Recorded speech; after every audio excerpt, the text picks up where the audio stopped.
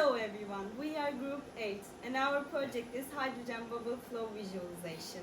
Our supervisor was Kerem Pekan for this project and here is my team members. Hi, I'm Fatih. Hi, I'm Batuhan. And I am Eda. The main goal of this project is to analyze wave behavior. We have used particle image velocimetry, which was provided by Davis program for this project. And in order to do that, we have created a hydrogen bubble generation system. As we mentioned, to achieve our particle image velocimetry goals, we have created this mechanism here, and we bought an aquarium, and we have welded stainless steel wires grid, and we also put a damping system to dissipate the waves, and here we used DC motor, and we have created a 3D parts to as a gear, and also we used DC power supply to power the systems. We used Arduino Uno to change the speed of the motor, and we used plexiglass parts to actually create the waves. And we will show a little demonstration right now. Batuhan, can you power the system? Of course.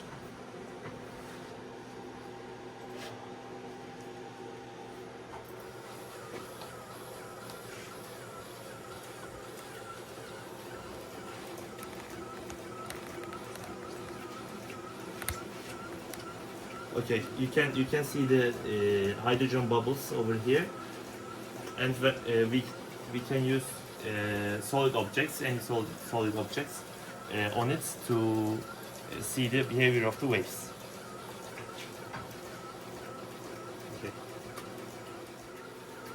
For example, we can use a boat, toy boat, to demonstrate like this. Hello, let me explain some of our main calculations briefly.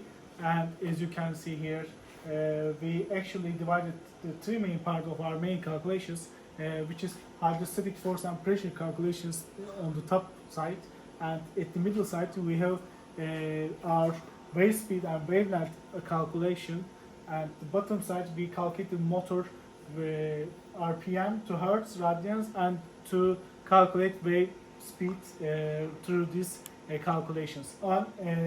As you can see here, we converge the RPM of our motor through the hertz and radian per second, and so with the angle, velocity, and radius formula, we gain the linear speed of our wave, and with this obtained wave speed of our wave, we can calculate since we know the depth, we can calculate the wavelength of our waves with this formula, you can see, and also as a final we calculate the pressure and force of hydrostatic pressure and force over our plate during the motion of the wave creation.